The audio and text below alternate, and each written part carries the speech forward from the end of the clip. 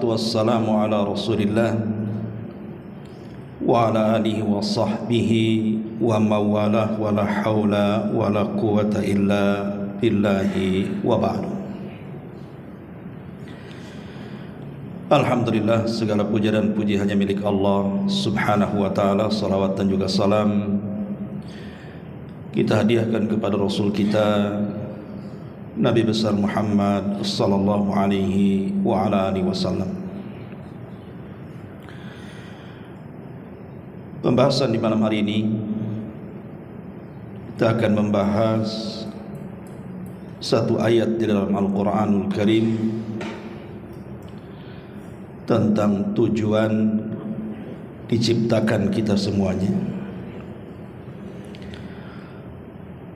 Allah subhanahu wa ta'ala berfirman dalam surah Adz-Dzariyat ayat 56, wa ma khalaqtul jinna wal insa illa liya'budun ma uridu minhum mir rizqin wa ma uridu an yut'imun innallaha huwar razzaqu dzul quwwatil matin. Dan aku tidak menciptakan jin ataupun manusia melainkan supaya mereka beribadah atau mengabdi kepadaku.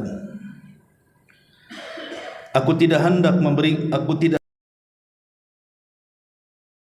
dari mereka, dan aku pun tidak berkehendak supaya mereka memberi makan kepadaku. Allah Maha Pemberi rizki yang mempunyai kekuatan lagi sangat kokoh. Ma'asyiral muslimin wal muslimat rahimani wa rahimakumullah. Ayat ini menjelaskan kepada kita tentang tujuan diciptakan kita semuanya, bahwa tidaklah Allah menciptakan kita kecuali diperintahkan untuk beribadah kepada Allah.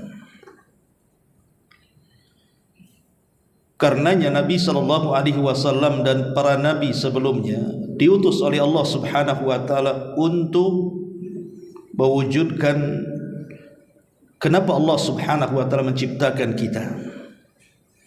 Dalam surah An-Nahl 36 Allah mengatakan, wa laqad ba'athna fi kulli ummatir rasulan an i'budullaha wajtanibut taghut. Dan tidaklah kami utus pada tiap-tiap umat ini seorang rasul, di mana tugas mereka menyeru kepada manusia beribadahlah kepada Allah dan jauhi perkara taghut. Ma'asyiral muslimin yang dimuliakan Allah subhanahu wa ta'ala, ada beberapa kaidah yang harus kita pahami seputar ibadah ini. Namun sebelum saya menjelaskan tentang kaidah-kaidah seputar ibadah, terlebih dahulu kita akan menjelaskan apa penyebab Allah subhanahu wa ta'ala mensyariatkan ibadah kepada kita dan apa hikmahnya. Adapun sebabnya, tadi saya sudah jelaskan bahwa sebab puncaknya adalah Allah subhanahu wa ta'ala menciptakan kita semuanya, bahkan manusia dan jinnya, adalah untuk beribadah. Kemudian yang kedua, ibadah ini adalah bentuk al-imtihan. Imtihan atau ikhtibar artinya ujian bagi kita semuanya. Karena Allah subhanahu wa ta'ala berfirman, alladzi khalaqal mauta wal hayata liyabluwakum ayyukum ahsanu amala. Dialah yang menciptakan kematian dan kehidupan. Untuk apa? Menguji kalian. Apa yang diuji? Siapa di antara kalian yang baik amalannya, yang baik ibadahnya. Jadi dengan adanya ibadah itu kita sedang diuji oleh Allah subhanahu wa ta'ala. Apakah kita termasuk orang-orang yang taat dengan Allah dan tunduk kepadanya, ataukah orang-orang yang bermaksiat dan membangkang kepada Allah subhanahu wa ta'ala? Makanya Allah perintahkan kita ibadah. Ma'asyiral muslimin yang dimuliakan Allah Subhanahu wa taala. Adapun hikmahnya tentu banyak sekali. Pertama, dengan adanya ibadah ini kita bisa tenang hati. Jadi hati kita ini bisa tenang dengan adanya ibadah. Karena Allah Subhanahu wa taala berfirman dalam surah Ar-Ra'd ayat 28, alladzina amanu wa tatma'innu qulubuhum bi dzikrillah ala bi dzikrillahi tatma'innul qulub. Dan orang-orang yang beriman kemudian mereka merasa tenang hati-hati mereka dengan zikir kepada Allah. Ingatlah dengan berzikir kepada Allah, artinya ibadah. Karena zikir bagian ibadah, maka hati-hati manusia akan tenang. Jadi ibadah itu diantara hikmahnya adalah supaya hati kita tenang. Kemudian yang kedua, supaya wajah kita bercahaya. Dalam surah Al-Fat ayat 29 Allah mengatakan, simahum fi wujuhihim min athari sujud. Tanda mereka ada pada wajah-wajah mereka dari bekas-bekas sujud mereka. Ulama tafsir mengatakan maksudnya tanda-tanda mereka ada di wajah-wajah mereka dengan pengaruh sujud. Orang-orang yang suka beribadah, Allah akan berikan cahaya di wajah mereka di dunia, di kuburan, bahkan kelak pada hari kiamat. Dan ini sudah saya jelaskan ketika menjelaskan tentang kelompok-kelompok orang-orang yang mendapatkan cahaya. Kemudian yang ketiga, dengan adanya ibadah bisa meluaskan rizki, bahkan keberkahan dalam hidup. Nuh alaihi salatu wassalam pernah menasihati kaumnya saat paceklik yang berkepanjangan hampir 40 tahun lamanya. Nuh mengatakan, faqultu astaghfiru rabbakum innahu kana ghaffara yursilis samaa alaikum midrara wa yumdidkum bi amwalin wa banin wa yaj'al lakum jannatin wa yaj'al lakum anhara. Kata Nuh kepada kaumnya, banyak-banyak istighfar kalian, dan istighfar bagian daripada ibadah. Karena Allah Subhanahu wa taala zat yang maha pengampun lagi maha penyayang. Kalau kalian memperbanyak istighfar, kata Allah, yursilis sama alaikum midrara, Allah akan menurunkan hujan deras kepada kalian. Wa yumdidkum bi amwalin wa banin, Allah akan memperbanyak harta dan keturunan kalian. Wa yaj'al lakum jannatin wa yaj'al lakum anhara, dan Allah akan hasilkan banyak hasil di kebun-kebun dan hutan-hutan kalian, dan Allah aliri sungai-sungai kalian. Lihat bagaimana istighfar bisa membuka banyak rizki kepada kita, dan istighfar bagian daripada ibadah kita kepada Allah Subhanahu wa taala. Kemudian yang keempat, dengan adanya ibadah ini, ja'alallahu azza wa jalla al-ibadat maidanan littasawi. Ulama mengatakan dengan adanya ibadah maka menjadikan manusia setara. Dengan adanya ibadah itu menjadikan manusia setara. Baik Anda kaya, Anda miskin, Anda pejabat, Anda rakyat, berkulit hitam, berkulit putih, berkulit merah, ras apapun itu di mata Allah Subhanahu wa taala sama. Makanya Nabi sallallahu alaihi wasallam dalam khutbah Hajjatul Wada' mengatakan, la fadla bainal a'rabi wal a'jam walal aswad alal ahmar illa bitaqwallahi azza wa jalla. Fa inna Allah azza wa jalla yaqul inna akramakum indallahi atqakum. Nabi mengatakan tidak ada beda antara kalian, hei orang Arab ataupun bukan orang Arab, baik Anda yang berkulit hitam atau yang berkulit merah, karena kemuliaan di antara kalian itu ditentukan dengan takwa, karena Allah Subhanahu wa taala berfirman, sesungguhnya manusia yang paling mulia di antara kalian adalah orang yang bertakwa kepada Allah. Dan takwa itu diperoleh dengan ibadah. Ya ayyuhalladzina amanu kutiba alaikumus siyam kama kutiba alal ladzina min qablikum la'allakum tattaqun. Wahai orang-orang yang beriman, berpuasalah kalian sebagaimana puasa ini telah diwajibkan kepada umat sebelum kalian agar kalian bertakwa. Jadi takwa inilah yang membedakan, dan takwa itu dihasilkan dari ibadah. Ketika seseorang kemudian beribadah kepada Allah Subhanahu wa taala, maka terjadi persamaan di sini.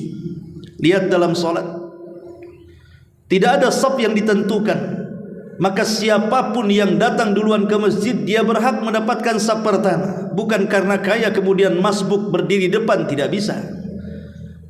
Lihat orang yang haji, semua menggunakan ihram dan semua harganya sama, warnanya sama. Ataupun orang yang berpuasa, mau anda kaya, mau anda miskin, mau anda pejabat, mau anda rakyat, kalau datang bulan Ramadan puasa semuanya.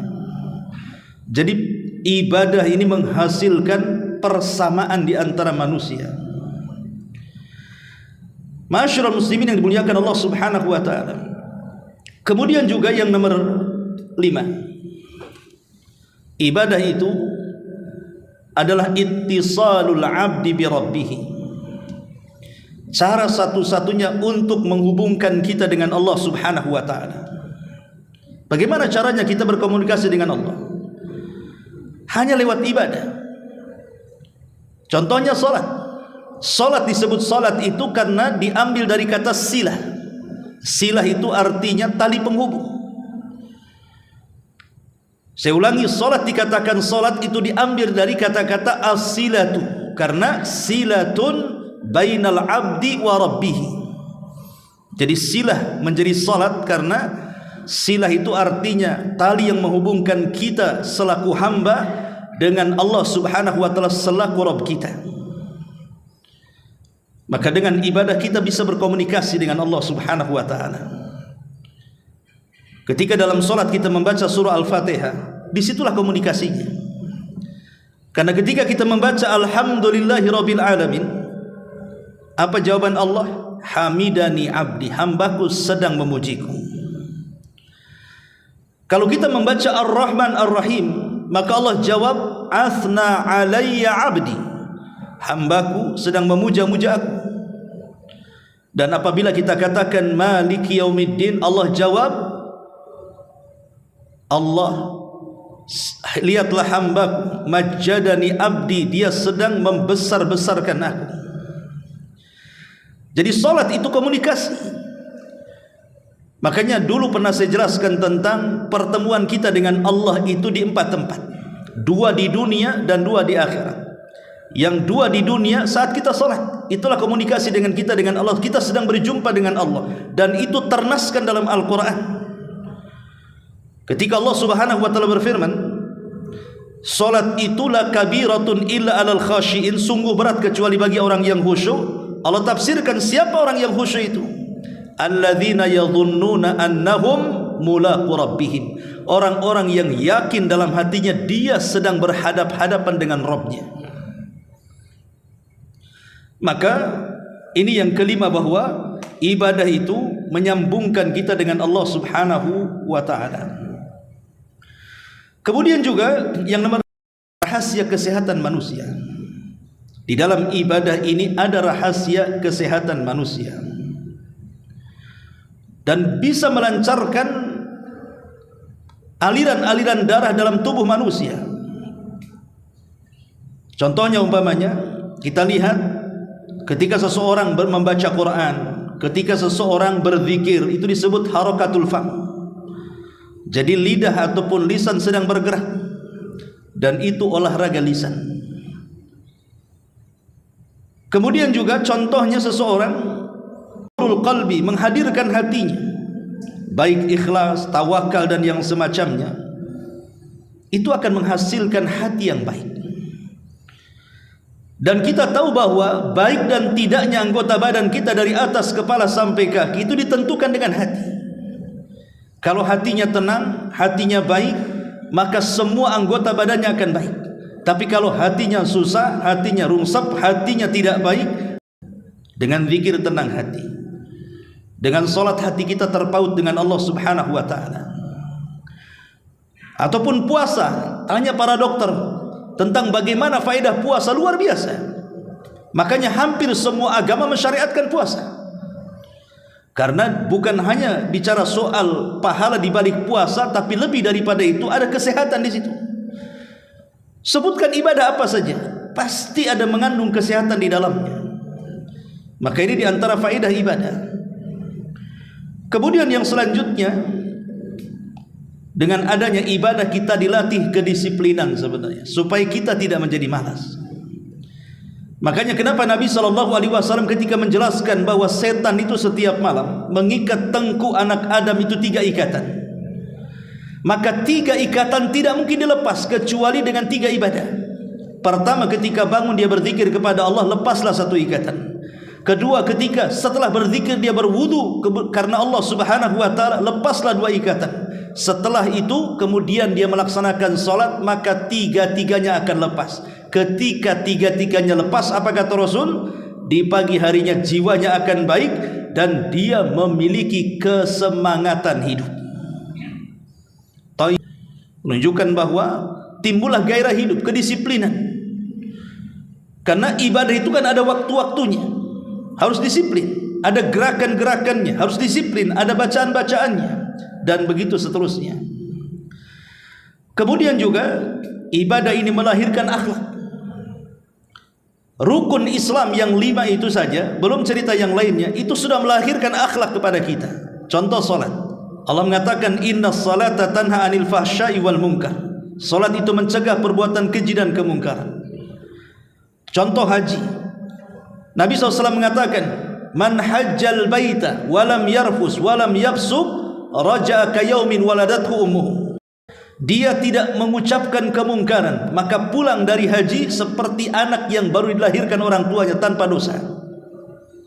Lihat puasa, ketika Nabi SAW mengatakan kalau anda sedang berpuasa kemudian ada orang yang mengajak bertengkar dengan anda, apa kata Rasul? Fakulum ru'un inni sa'imun. Katakan saya sedang berpuasa. Menghindari akhlak yang wa tuzakkihim biha. Ambillah harta-harta mereka, dizakatkan supaya bisa membersihkan harta mereka dan mensucikan hati-hati mereka. Tazkiyatun nafsi. Zakat itu untuk mentazkiyah diri, dan itu bagian daripada akhlak. Jadi intinya bahwa ibadah itu melahirkan akhlak, dan banyak lagi. Ma'asyiral muslimin yang muliakan Allah Azza wa Jalla, baik kita masuk pada kaidah-kaidah ibadah. Pertama, hakikat ibadah itu adalah apa yang Allah cintai dan Allah ridhai. Dan ini terkandung dalam definisi ibadah yang disebutkan Syekhul Islam Ibn Taimiyah. Kata Ibnu Taimiyah rahimahullahu ta'ala ketika mendefinisikan apa sih ibadah itu, maka beliau mengatakan ibadah itu adalah ismun jami'un likulli ma yuhibbuhullahu wa yardahu minal aqwali wal a'mali adh-dhahirati wal batinati. Kata Ibnu Taimiyah rahimahullah tadi mengatakan ibadah itu adalah ismun jami, sebuah nama yang bersifat universal, sebuah nama yang bersifat umum, mencakup segalanya. Itu disebut ismun jami, mencakup segalanya terhadap apa-apa yang Allah cintai dan Allah ridhai, baik dari kata-kata ataupun perbuatan, baik yang tampak ataupun yang tidak tampak. Itulah ibadah. Saya ulangi, ibadah itu sebuah nama yang umum yang mencakup semua yang Allah cintai, semua yang Allah ridhai, baik berupa ucapan, baik berupa perbuatan, baik yang tampak ataupun yang tersembunyi. Dari sini kita tahu bahwa ibadah itu bukan hanya sekedar di majelis ta'lim, bukan hanya sekedar di masjid, bukan hanya acara-acara pengajian, zikir dan begitu seterusnya, tetapi semua ucapan dan perbuatan kita yang Allah cinta dan redha itu disebut ibadah. Kalau kita mengeluarkan kata-kata yang santun, Allah suka, berarti mengeluarkan kata-kata yang santun itu ibadah. Kalau seandainya kita membantu orang dengan tangan kita, mengangkat sebuah barang, menolong orang, Allah kok suka, maka itu ibadah. Ketika ada orang yang bertengkar, kemudian kita berusaha mendamaikannya, Allah suka, maka mendamaikan orang bertengkar itu ibadah. Maka ibadah itu mencakup segalanya. Yang penting Allah suka itu ibadah. Artinya kalau Allah tidak suka, justru Allah benci, Allah tidak redha, justru Allah murka, itu bukan ibadah. Ma'asyiral muslimin yang dimuliakan Allah Azza wa Jalla, ini yang pertama. Yang kedua, sifat ibadah itu tauqifi. Sifat ibadah itu tauqifiyah. Apa tauqifiyah? Terima jadi, paketan dari Allah. Artinya ibadah itu bukan rekayasa manusia. Tidak ada di dalamnya ikut campur tangan adat istiadat manusia, ataupun tidak ada di dalamnya akal-akalan manusia. Ibadah itu murni datang dari Allah. Makanya Ali radhiyallahu anhu ketika bicara tentang masul khufain, mengusap sepatu di atas itu, ya, kalau kita berwudu pakai sepatu, maka tidak usah dilepas sepatunya, asal mengikuti syarat-syaratnya, tinggal diusap saja atasnya sekali. Kalau mencuci kaki kan 3 kali, kalau pakai sepatu diusap sekali saja. Ali radhiyallahu anhu mengatakan, "Lau kana ad-dinu bir-ra'yi," kalau seandainya agama ini berasal dari akal manusia atau akal-akalan, tentu yang diusap dalam sepatu itu bukan atasnya, karena atasnya bersih. Yang kotor itu bawahnya. Kenapa yang diusap bukan tempat yang kotor? Kenapa pula yang diusap tempat yang bersih? Akal tidak menerima di sini. Karena tujuan berwudu itu kan membersihkan kotoran. Kenapa yang bersih diusap, yang kotor pula dibiarkan? Itulah menunjukkan bahwa agama bukan hasil rekayasa manusia. Agama itu rekayasa. Tidak ada rekayasa manusia atau akal manusia. Dia murni tauqifiyah, artinya terima jadi dari Allah Subhanahu wa taala. Tidak boleh dibuat-buat manusia. Karena dia sifatnya tauqifiyah, terima jadi. Apa yang Allah perintahkan laksanakan. Apa yang Allah larang tinggalkan. Apa yang Allah halalkan nikmati. Apa yang Allah haramkan jauhi. Selesai. Itulah ibadah. Yang sifatnya itu terima jadi. Jangan buat-buat. Ini yang kedua. Yang ketiga, bahwa setiap amalan yang telah dipastikan sebagai ibadah, kalau amalan ini sudah dipastikan sebuah ibadah, baik berdasarkan Al-Quran dan Sunnah, maka memalingkannya kepada selain Allah Subhanahu wa ta'ala adalah syirik akbar, kesyirikan. Sesuatu yang sudah diponis ini ibadah, solat kan ibadah, karena ada perintahnya aqimus solat, tegakkan solat, berarti Allah memastikan solat itu ibadah.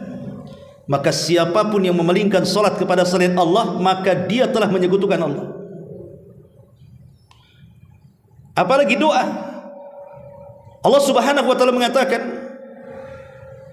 wa idza sa'alaka ibadi anni fa inni qarib ujibu da'watad da'i idza da'an falyastajibu li wal yu'minu bila'allahum yarshudun. Apabila hamba-hambaku bertanya kepadamu wahai Muhammad tentang aku, katakan aku dekat. Akulah yang mengijabah setiap doa orang yang berdoa kepadaku. Artinya ibadah, doa adalah ibadah. Karena nas hadis juga mengatakan ad-du'a'u huwal ibadah. Doa adalah ibadah. Sesuatu yang sudah pasti itu ibadah, maka apabila dipalingkan kepada selain Allah Subhanahu wa ta'ala, maka anda jatuh kepada kesyirikan. Karena doa adalah sebuah ibadah yang tidak boleh dipalingkan kecuali kepada Allah. Ketika doa ini dipalingkan kepada kuburan, walaupun kuburan ini dianggap orang saleh meminta-minta di situ, maka anda telah terjumus kepada kesyirikan.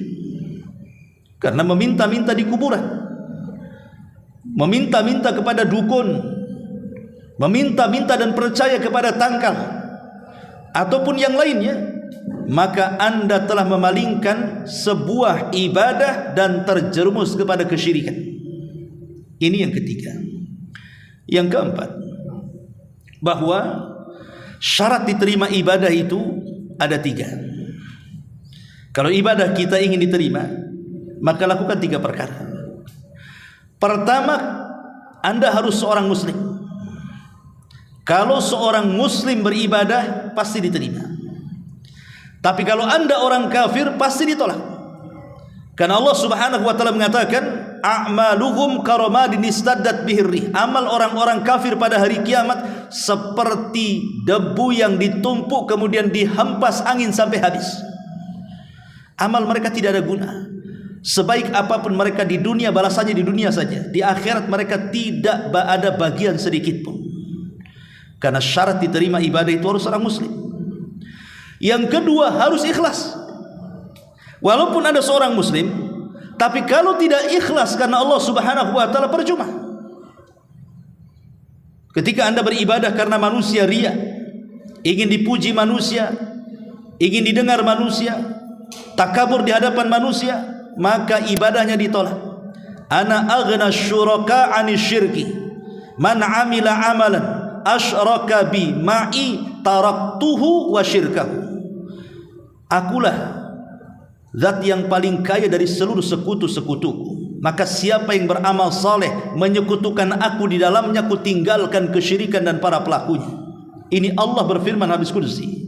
Artinya bahwa siapapun yang memalingkan ibadah karena manusia, karena pujian dan begitu seterusnya, maka ditolak ibadahnya. Karena harus ikhlas karena Allah Subhanahu wa taala. Wa ma umiru illa liya'budullaha mukhlishina lahuddin. Tidaklah mereka diperintahkan untuk beribadah kecuali ikhlas, ketaatan hanya diberikan kepada Allah. Yang ketiga, harus ittiba, mencontoh Nabi. Anda seorang muslim, Anda sudah ikhlas, tapi ibadah Anda tidak mencontoh Nabi, Anda buat-buat sendiri. Salat Isya tadi saya buat 10 rakaat. Diterima salatnya? Tidak diterima. Karena Rasul tidak mencontohkan salat Isya itu 10 rakaat. Anda berkurban, tiba-tiba orang pakai unta, pakai sapi, pakai kambing, Anda pula pakai kuda. Rasul tidak mencontohkannya, maka korban Anda ditolak. Anda masuk rumah, tiba-tiba setiap masuk rumah melaksanakan 2 rakaat salat. Harusnya masuk masjid, itulah 2 rakaat salat tahiyatul masjid. Ini tidak masuk rumah, 2 rakaat salat tahiyatul bait namanya. Diterima salatnya? Tidak diterima karena Rasul tidak mencontohkannya. Atau Anda kemudian menyembelih kurban sebelum salat Id, diterima ibadahnya? Tidak, walaupun itu adalah hari Idul Adha, karena waktunya sudah ditentukan setelah salat Id baru diterima. Kalau sebelum salat Id disembelih, itu bukan kurban namanya, hanya penyembelihan biasa, karena tidak mencontoh Nabi SAW. Jadi ibadah ini harus mencontoh Nabi SAW. Pertama, dalam bilangan. Kalau Rasul sudah menyebutkan bilangan, maka jangan membuat bilangan baru. Maghrib 3 rakaat, jangan pula ditambah menjadi 4 rakaat. Wudu 3 kali 3 kali, jangan ditambah jadi 4 kali 4 kali 5 kali 5 kali. Karena Rasul ya wa zalama, barang siapa yang menambah dalam basuhan wudu lebih daripada 3, dia telah berbuat jahat dan zalim. Karena Rasul tidak mencontohkan. Pamannya sebab masuk masjid salat betul, tapi sebab masuk rumah salat tidak ada hadisnya, tidak ada perintahnya. Ataupun masalah kaifiyah cara. Orang salat tadi takbiratul ihram, kemudian berdiri, ruku, sujud dan seterusnya, tidak, dia salat dari tasyahud dulu. Ini tidak tertib, Rasul tidak mencontohkannya. Tidak ada cara seperti itu, ya. Ataupun mamanya dalam tempat dan waktu. Haji ke Mekah, ini enggak haji ke Karbala, ke Irak sana, seperti yang dilakukan orang-orang Syiah. Diterima hajinya? Tidak, karena haji itu hanya bisa ke Mekah saja. Disitulah tempat manasiknya. Kok ke Karbala pula hajinya, gimana ceritanya? Ataupun masalah waktu juga sama tadi. Contohnya umpamanya kurban tadi, waktunya setelah sholat Id dia gunakan sebelum sholat Id, tidak diterima kurbannya. Jadi perkara-perkara ini, walaupun sudah dilakukan, Anda seorang muslim, Anda ikhlas, kalau tidak mencontoh Nabi, percuma ibadahnya. Dan tiga-tiganya harus ada. Inilah disebut syarat diterimanya amal. Bahwa ibadah itu tidak, ibadah itu kan ada 2. Ada ibadah badan, ada ibadah hati. Dan ibadah badan itu ditentukan ibadah hati.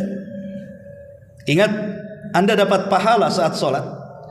Itu sholat kan ibadah badan, tuh ada gerakan-gerakannya. Sedekah juga ibadah harta.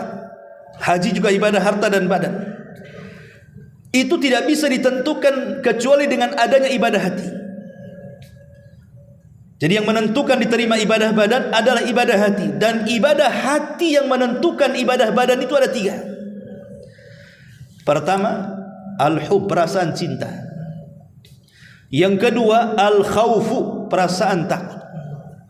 Yang ketiga, ar-raja'u, perasaan harap.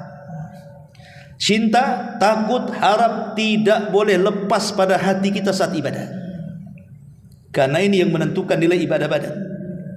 Ketika kita sholat, contoh saja sholat, nanti kiaskan dengan ibadah yang lainnya. Ketika kita sholat, maka hati kita harus dipenuhi dengan 3 perkara. Pertama, cinta.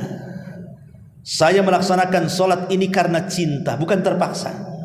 Sebab kalau sholat terpaksa tidak akan diterima. Ya, belum tentu, karena dilakukan dengan cara terpaksa. Kemudian yang kedua, takut. Takut kalau seandainya sholatnya itu tidak diterima. Takut kalau seandainya sholatnya tidak berpahala, sehingga menimbulkan perasaan khusyuk. Orang kalau umpamanya sholat tidak takut, asal-asalan dia. Bisa saja umpamanya cepat kilat kan gitu. Tidak tumakninah karena tidak ada perasaan takut. Percuma ibadahnya. Kemudian yang ketiga, adanya perasaan harap. Berharap bahwa sholat saya diterima, bahwa sholat saya ini dapat pahala, bahwa sholat kita ini mengantarkan saya ke dalam sorga. Itu harapan namanya. Karena biasanya harapan itulah yang menjadikan orang semangat untuk beribadah. Contoh mamanya, kalau saya katakan kamu jadi tukang bangunan di rumah saya, kerjakan rumah, 1 hari gajinya 1 miliar. Ada harapan mendapatkan 1 miliar. Boleh jadi sebelum subuh sudah datang itu. Dan mungkin juga nggak diawasi pun dia akan kerja saja 1 miliar 1 hari kan gitu. 1 miliar itu tidak ada apa-apanya dibandingkan surga. Ketika kita ada harapan di situ, semangat ibadah kita. Makanya inilah yang menentukan ibadah adalah ibadah badan, adalah ibadah hati yang 3 ini. Takut, cinta, dan harap. Ma'asyiral muslimin yang dimuliakan Allah Azza wa Jalla. Kemudian yang nomor 7.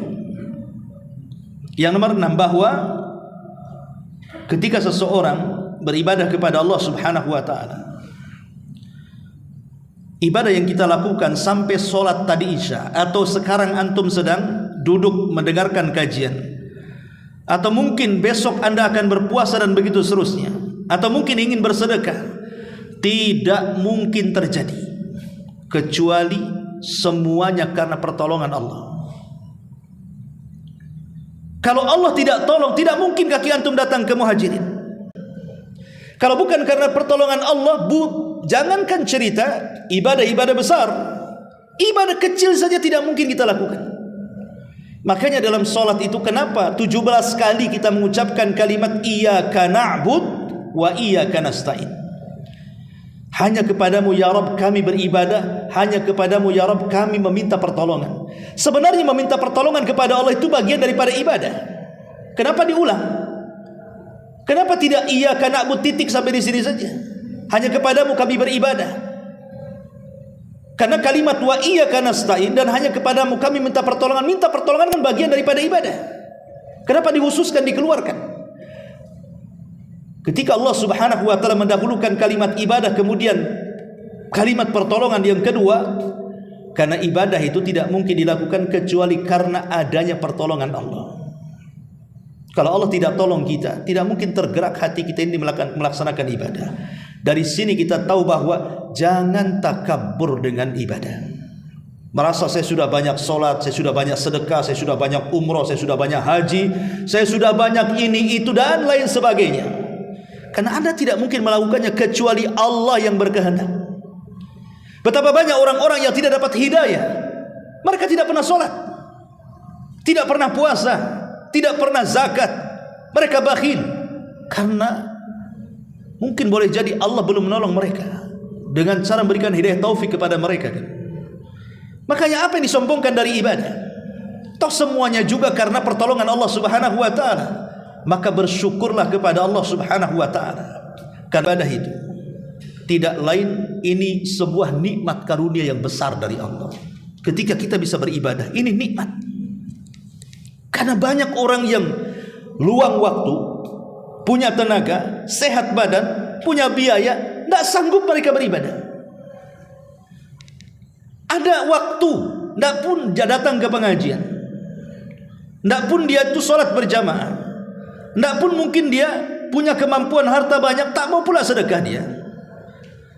Jadi orang-orang yang kemudian dia mampu melaksanakan apa yang manusia tidak mampu, maka Anda telah diberikan nikmat yang paling besar dalam bentuk hidayatut taufik namanya. Dan nikmat hidayah itu setinggi-tingginya nikmat dalam badan kita. Rumah mewah, kendaraan indah, tanah di mana-mana, uang triliunan, tidak seberapa dengan nikmatul hidayah. Nikmatnya sebuah hidayah. Kenapa? Karena gemerlapnya keindahan dunia itu ada waktunya kita akan meninggalkannya. Boleh jadi dunia yang meninggalkan kita atau kita yang meninggalkan dunia. Tapi hidayah itu akan terus dibawa kenikmatannya sampai setelah kematian kita. Ma'asyiral muslimin wal muslimat rahimani wa rahimakumullah. Dan ingat bahwa yang keberapa, yang ke-8. 8. Bahwa manfaat ibadah itu tidak kembali kepada Allah. Ingat, manfaat ibadah itu tidak kembali kepada Allah, tapi manfaat ibadah itu kembali kepada kita. Allah tidak berhajat dengan ibadah kita. Makanya lihat di dalam Al-Quran itu banyak sekali kalimat-kalimat, wa man syakara fa innama yashkuru li nafsi. Siapa yang bersyukur, hakikatnya dia telah bersyukur untuk dirinya, bukan untuk Allah. Kemudian Allah mengatakan, man ihtada fa innama yahtadi li nafsi. Barang siapa yang mendapatkan hidayah itu untuk dirinya. Kemudian juga Allah mengatakan, in ahsantum ahsantum li anfusikum wa in asatum falaha. Kalau kalian melakukan kebaikan, kebaikan itu kembali kepada diri kalian. Sebagaimana kalau kalian berbuat jahat, kejahatan itu kembali kepada diri kalian. Jadi Allah Subhanahu wa taala tidak berhajat dengan kita, tidak berhajat dengan ibadah kita. Semua ibadah yang kita lakukan itu hajatnya kembali kepada kita, kebaikannya kembali kepada kita, tidak ada kepada Allah. Satu dunia kufur tidak bisa mengurangi kekuasaan Allah. Satu dunia beriman tidak menambah kekuasaan Allah. Kita ini adanya tidak menggenapkan, perginya juga tidak mengganjilkan. Bagi Allah Subhanahu wa taala kita ini apa?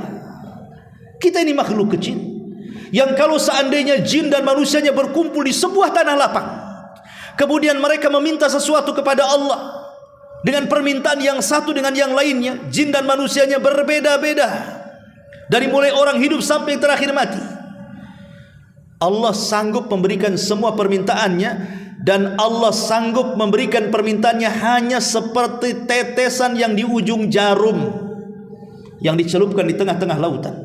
Lautan itulah kekayaannya. Satu tetes yang di ujung jarum itulah cukup untuk mengabulkan semua permintaan manusia dan jinnya.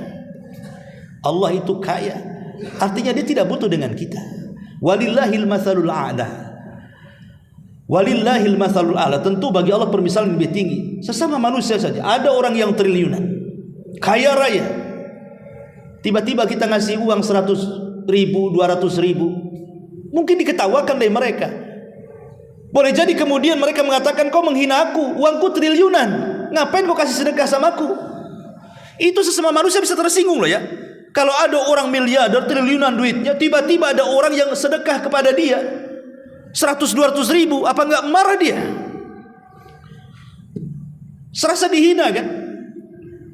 Tapi Allah Subhanahu wa taala tentu berbeda kekayaan dengan manusia. Dia zat yang jauh lebih kaya. Dia tidak berhajat dengan kita. Makanya tadi ayat yang kita baca, wa ma khalaqtul jinna wal insa illa liya'budun ma uridu minhum mir rizqin wa ma uridu an yut'imun. Tidaklah aku ciptakan jin dan manusia kecuali untuk beribadah kepadaku. Aku tidak hendak meminta rizki kepada mereka sedikit pun, dan aku tidak hendak meminta agar mereka memberi makan sedikit pun kepadaku. Kenapa? Innallaha huwar razzaqu dzul quwwatil matin. Karena Dia zat yang maha pemberi rizki. Dia yang ngasih rizki kepada kita, dan Dia zat yang maha kuat lagi maha kokoh.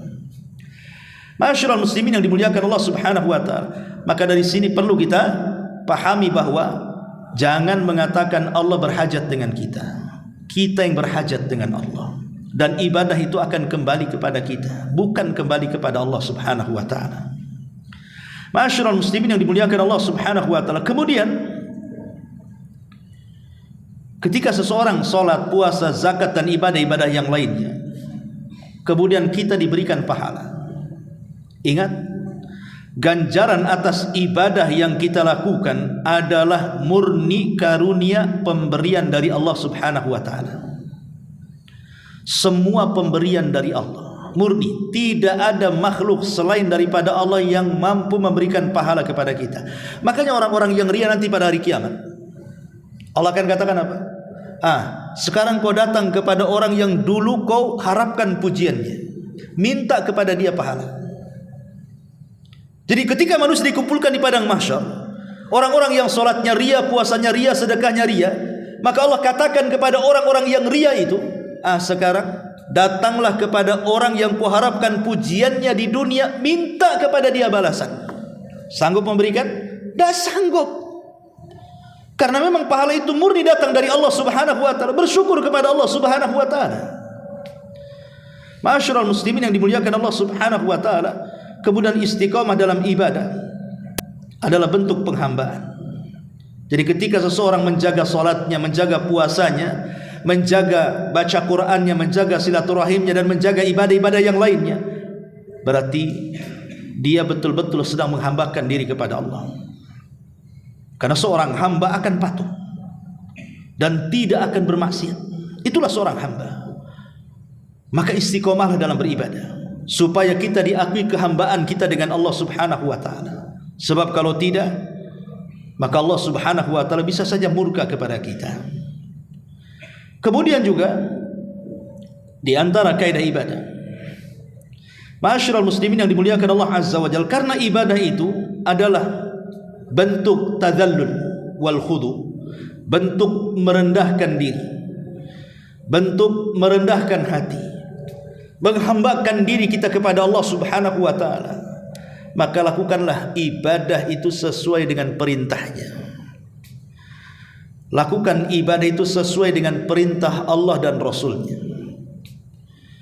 Maka ibadah itu akan bernilai di hadapan Allah dan Rasulnya. Kalau kita kemudian beribadah melenceng dari aturan yang Allah aturkan kepada kita, atau aturan yang Rasul aturkan kepada kita, kita lari dari aturan itu, maka Anda tidak sedang menghambakan diri kepada Allah. Anda sedang membangkang dari penghambaan itu sendiri. Dan yang terakhir, jangan pernah merasa sombong. Jangan pernah merasa sombong dengan Allah Subhanahu wa taala, seolah-olah kita tidak berhajat sehingga kita tidak ibadah. Allah Subhanahu wa taala berfirman di dalam Al-Qur'anul Karim tentang orang-orang yang sombong, innalladzina yastakbiruna an ibadati sayadkhuluna jahannama dakhir. Al-Anbiya 19. Orang-orang yang sombong dan tidak mau beribadah kepadaku, kata Allah, maka kelak mereka akan dimasukkan ke dalam neraka jahanam dalam keadaan hina dina, rendah. Karena banyak orang-orang yang tidak berhajat, seolah-olah tidak sholat tidak beban, seolah-olah tidak puasa Ramadan tidak ada hutang, seolah-olah dia tidak mau bersedekah itu karena buat apa saya sedekah, capek-capek saya kerja, nanti saya miskin lagi. Buat apa saya haji, menghabiskan waktu, tenaga, capek di jalan. Ini orang sombong. Karena seolah-olah tidak berhajat dengan Allah, kan? Kita ini tidak lepas dari Allah Subhanahu wa taala. Makanya kenapa Nabi SAW selalu berdoa, Allahumma la takilni ila nafsi tarfata ain. Ya Allah, jangan kau lepaskan dirimu dari aku walaupun sekejap mata. Itu doa Nabi. Jangan kau lepaskan ya Rabb dari diriku walaupun sekejap mata. Karena perkara apapun, baik sulit ataupun mudah, kalau Allah subhanahu wa ta'ala tidak ikut campur tangan di dalamnya, maka perkara rumit akan semakin sulit, perkara mudah akan dipersulit. Karena semua perkara dapat diselesaikan dan diuraikan, baik besar atau kecil, itu tidak lain dan bukan karena pertolongan Allah. Allah yang menciptakan masalah, Allah juga yang melepaskannya. Maka pentingnya kita untuk senantiasa rendah diri kepada Allah subhanahu wa ta'ala.